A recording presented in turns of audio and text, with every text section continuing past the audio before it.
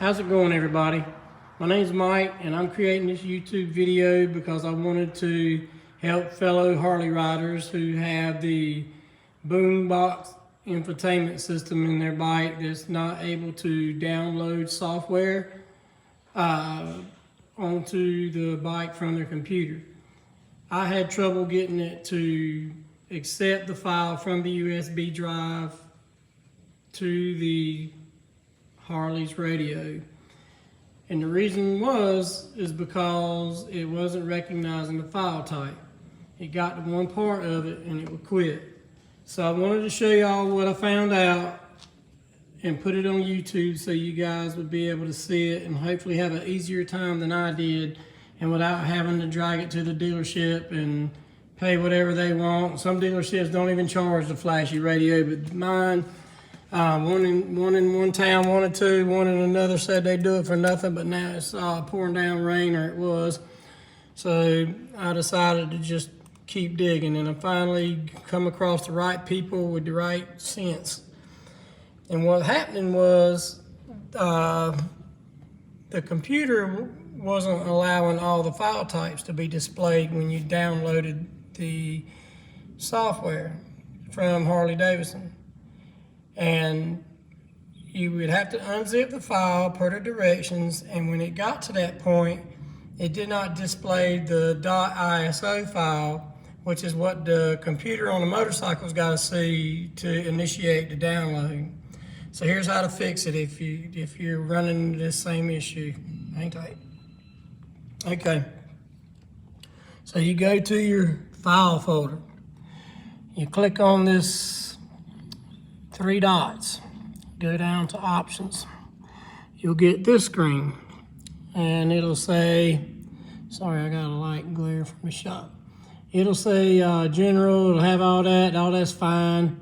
Go to view, and right here's the culprit. You got to uncheck the don't show hidden files, folders, and drives, and click on the one that shows hidden files, folders, and drives. And then I clicked these two. I got a Windows 10 operating system. Hide empty drives and hide extensions from known file types.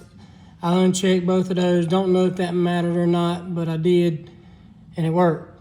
So once you do that, I would set that up in your file type first.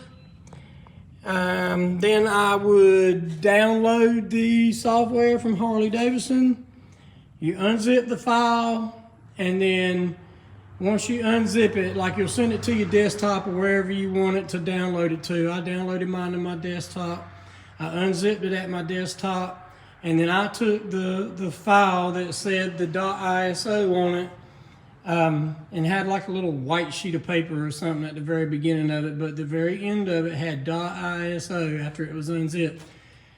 I right-clicked that, I cut it, and I pasted it into my empty USB drive that is greater than 8, I think it's 8 gigabytes. It is, yeah, mine's 64 gigabytes, so it's large, but it's got to be 8 or higher, or it's because it's a pretty large file type.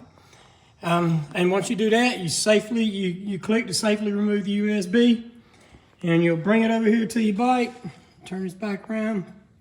You'll plug it into the USB port before you ever even cut it on. And you got to make sure that this goes over to accessory, not just ignition on, but accessory. And you'll see a warning come up and say no playable media found or something like that. Just hit OK for that. That's all right. We're not playing music. And then within a few seconds, usually should be within the next 5 or 6 seconds, the software information will come up and ask you, do you want to upgrade it or update it? And you say, hit the button that's yes. And then it's just going to go through a bunch of updates. You'll see little lines going across the computer screen on your bike saying it's updating it. It looked like to me from what I was seeing, it also updates navigation, which is good. Because I wanted to get my maps updated and stuff like that. I know there were some navigation updates. I'm not 100% sure if it's maps.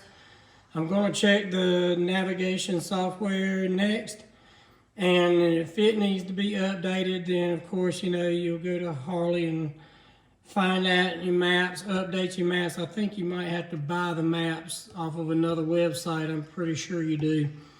They do give some free stuff, but I believe when you go to newer version of maps, yeah, you're gonna spend the money.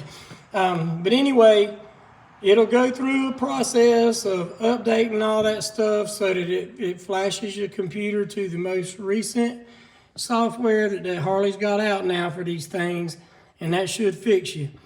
So if you're getting to a point and you're plugging the USB port in and it's saying no media file, you click OK, and it just sits there. That's your problem. It's gonna be the file that you put on the USB drive from your computer is not being recognized, okay?